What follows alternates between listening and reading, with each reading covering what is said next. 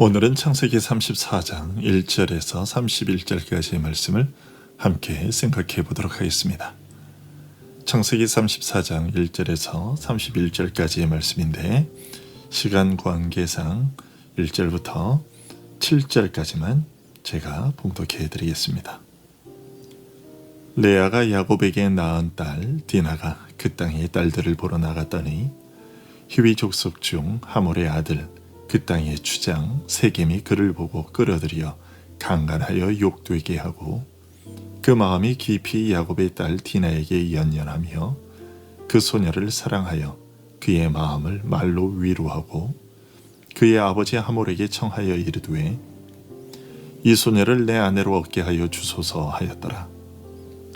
야곱이 그 딸 디나를 그가 더럽혔다 함을 들었으나 자기의 아들들이 들에서 목축함으로 그들이 돌아오기까지 잠잠하였고 세겜의 아버지 하몰은 야곱에게 말하러 왔으며 야곱의 아들들은 들에서 이를 듣고 돌아와서 그들 모두가 근심하고 심히 노하였으니 이는 세겜이 야곱의 딸을 강간하여 이스라엘에게 부끄러운 일 곧 행하지 못할 일을 행하였음이더라. 아멘. 우리들이 걷는 인생길에는 많은 고비들이 있습니다. 한 고비 넘기고 이제는 좀 편안해지려나 하고 생각하면 또 다른 고비가 찾아오고 그것을 넘기고 한숨 돌리려면 또 다른 고비가 다가옵니다. 오늘 본문에 나타난 야곱의 이야기가 그렇습니다. 야곱은 아버지와 형을 속이고 장자의 축복을 가로챈 일 때문에 고향을 떠나 외삼촌 라반의 집에서 20년 동안 죽어라 고생하다가 하나님의 축복으로 11명의 아들과 예쁜 외동딸과 함께 어마어마한 재산을 가지고 꿈에 그리던 약속의 땅으로 드디어 돌아오게 되었습니다. 그런 야곱이 약속의 땅에서 자리를 튼 곳은 세겜이었습니다.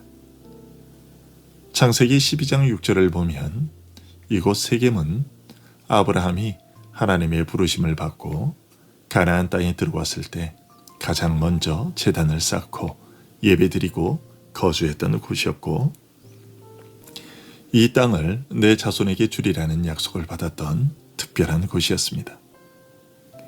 그런데 약속의 땅 가나안을 떠났다가 다시금 가나안 땅으로 돌아오게 된 야곱이 가장 먼저 머무르게 된 곳도 바로 이곳이었습니다. 야곱은 이곳에 도착하자마자 그곳 주장인 하몰의 아들들에게서 이 땅을 샀습니다. 그리고 할아버지 아브라함이 그랬던 것처럼 제단을 쌓고 그곳의 이름을 엘 엘로헤 이스라엘, 즉 하나님 이스라엘의 하나님이라고 불렀는데요. 그렇게 이름을 붙인 이유는 아마도 이런 것이었을 겁니다.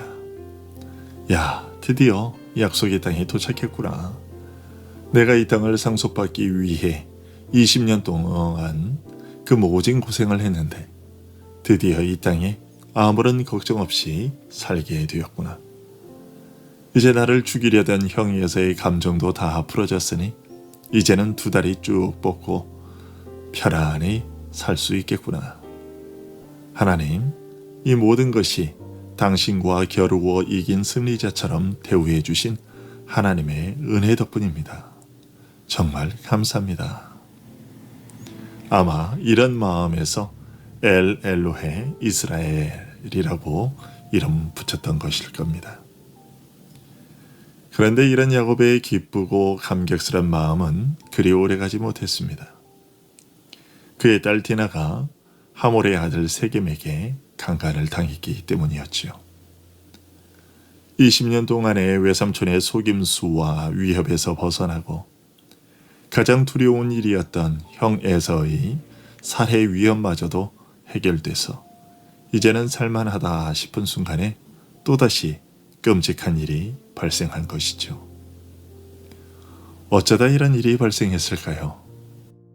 오늘 본문 1절은 디나가 그 땅의 딸들을 보러 나갔더니 라는 말로 그 이유를 간접적으로 알려주고 있습니다. 여러분, 세상 물은 마치 바닷물과 같아서 먹으면 먹을수록 우리를 더 깊이 빨아당깁니다. 마시면 그때 당장은 갈증이 해결되는 것 같은데 자신도 모르는 사이에 점점 신체의 모든 기능들을 파괴시키고 종국에 가서는 죽음에 이르게 합니다. 하몰의 아들 세겜이 디나를 강간한 것도 어쩌면 단순히 한 개인의 욕심 때문이 아니라 바닷물과 같은 그 땅의 문화가 그런 것이었을 가능성이 있습니다.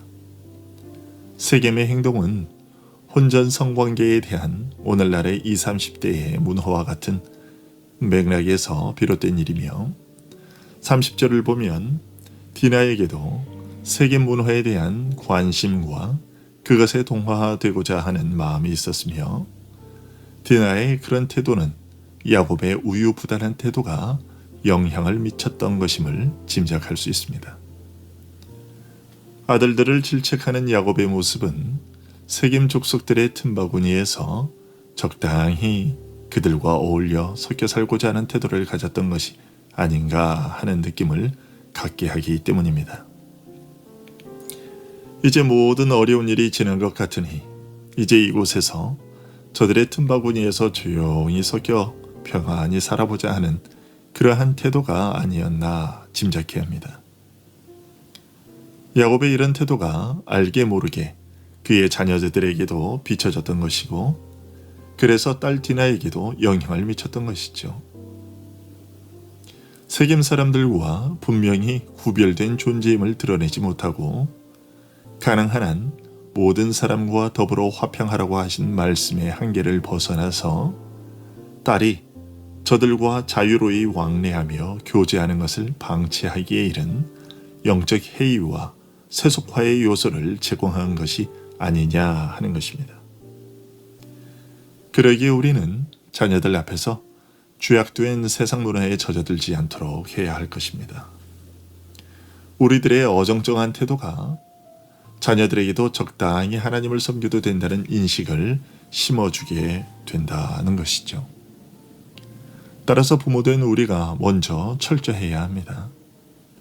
세상 사람들과 평화해야 하지만 그 정도를 넘어서 그들의 문화와 가치관을 받아들여 이것도 저것도 아닌 상태인 신앙이 되는 일이 없어야 한다는 얘기지요.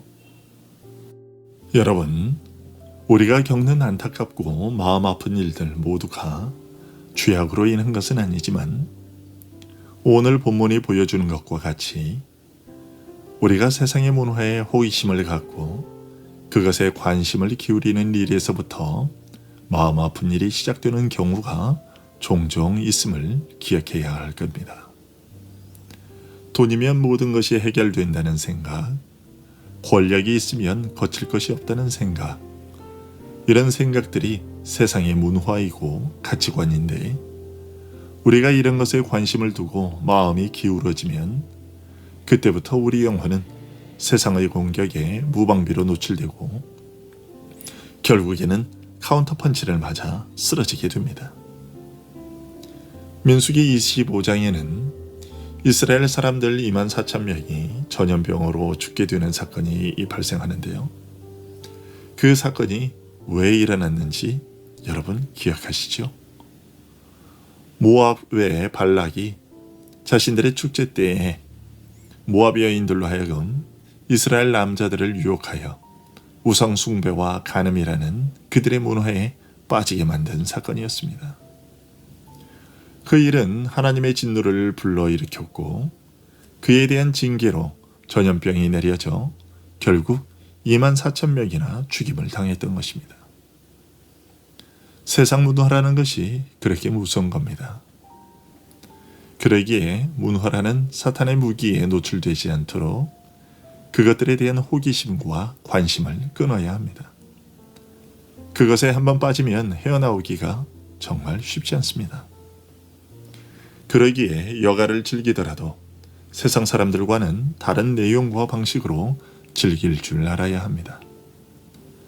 야곱에게 다가온 시련은 여기에서 그치지 않았습니다. 야곱의 아들 디나의 둘째 오빠인 시므온과 셋째 오빠인 레위가 세겜 사람들을 속이고 그들을 살해한 것이죠. 이 일로 말미암아 야곱은 라반의 위협과 형 에서의 위협 다음으로 다시 한번 큰 두려움에 휩싸이게 되었습니다. 세겜 족속을 속이고 살해했다는 소식이 주위의 다른 족속들에게 전해지면 그들이 자신들을 보호하기 위한 것이라든지 아니면 우방처럼 지냈던 세겜 족속에 대한 복수 차원에서의 공격을 받을 수 있었다는 것이죠.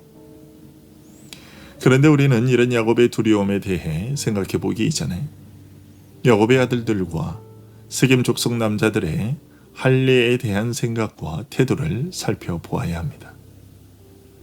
먼저 야곱의 아들들이 갖고 있었던 할례에 대한 태도를 생각해 보면요. 여러분, 할례는 어떤 것인가요? 할례는 하나님의 백성이라는 것을 확인하는 표요. 그러기에 그것은 거룩한 예식입니다.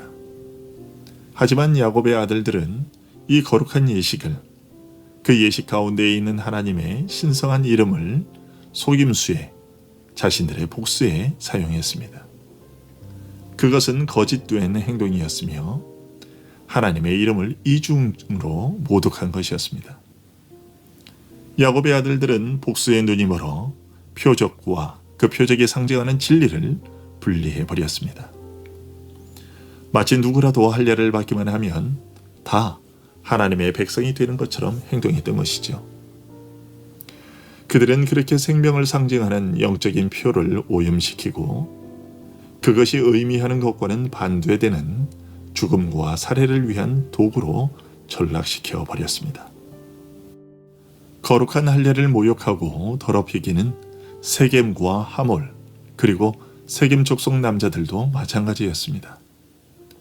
하몰은 아들 세겜의 소원을 들어주기 위해 할례를 이행했고 세겜은 자신의 욕정을 만족시키기 위해 할례를 이용했으며 세겜 족속들은 자신들의 재산을 불리기 위해 할례를 이용했습니다. 이들이 할례를 받은 것은 하나님을 섬기기 위해서가 아니었습니다. 그들은 자신들의 사리사욕을 채우기 위해 자신들이 섬기던 신도 버리고 새로운 신을 받아들였던 것입니다. 이것이 우상숭배의 특징이며 우리가 신앙생활을 할 때에 주의해야 할 부분이기도 합니다. 하나님을 섬기는 일을 내 육체의 이익과 세상적 만족을 위해 사용하는 일이 없어야 한다는 것이죠. 또한 그런 세상적 만족을 위해 세겜 사람들처럼 언제든지 하나님을 버릴 수도 있는 것 같은 태도를 버려야만 합니다. 버리지는 않을지라도 적당히 섞어 섬기는 그런 일은 없어야 하는 것이죠. 선거철이 되면 기독교 정치인들이 성당에도 가고 절에도 가서 표를 구걸하는 모습을 종종 보게 됩니다. 세속적 유익을 얻기 위해 신앙을 그렇게 이용하려는 일이 있어서는 안 되는 것이죠. 그런데 야곱의 아들들이 저지른 이러한 죄악에도 불구하고 우리는 오늘 본문에서 하나님의 자비를 보게 됩니다. 야곱의 아들들은 맹렬한 분노와 원한에 사로잡혀 끔찍한 죄를 저질렀습니다.